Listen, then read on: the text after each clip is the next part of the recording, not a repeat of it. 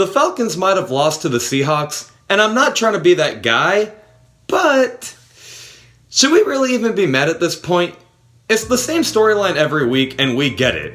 Dan Quinn needs to be fired, our defense sucks, and our offense is on and off. And also, the Falcons are just dead right now. There's no confidence, there's no energy. Dan Quinn needs to go, and we need to bring in a new head coach and really just a whole new team. We're really just looking ahead to the Falcons' future, and I might make a video on that this week, but before that happens, I wanted to go over what all went down during the Seahawks game because honestly, we played pretty decent before heading into the bye. So let's go over what all went down during that game.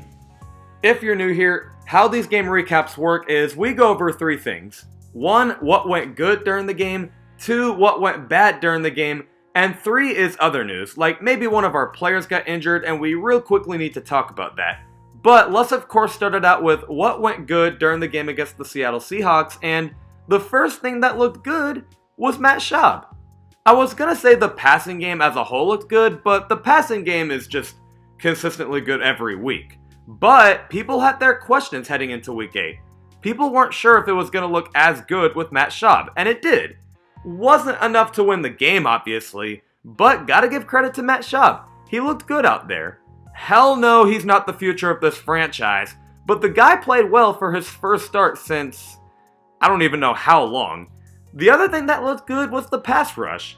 I wouldn't say it necessarily broke out, but it did look good. We had a couple pressures here and there, and we actually got, I believe, 3 sacks on a mobile quarterback. I'm pretty satisfied with that. And then what went bad during the game, this is really the only thing to me that just looked horrible, was the secondary. So many wide open receivers. I guess it could have been worse, but it definitely didn't look good. And then the run game and the run defense did not look good as well. We could not run the ball, and we also could not stop the Seahawks from running the ball. Devontae Freeman is still struggling. Was Ito Smith even playing? I feel like I never saw him. And here we are, not giving Quadre Allison reps. We drafted him only to not have him play, so good job, Falcons. But at least Brian Hill looked good. And as for the run defense, look, Chris Carson was killing us, and Rashad Penny did decent as well. Out of all areas on defense, the run defense is what we struggled with. Yeah. And then the last thing that didn't look good was Matt Bryant. And I didn't expect him to struggle this season, but I guess we should have seen it coming. He's not only old, but it makes you think, if the Falcons originally released him, maybe they saw something in him that just seemed off. And I guess now we all see it, but man, he's just beating himself up on the sidelines every time he misses a kick. The whole team is beating themselves up. And then in other news, I'm done talking about our division opponents because we're not making playoffs, but the only thing I'll say is Arthur Blank reportedly is thinking really hard about a coaching change.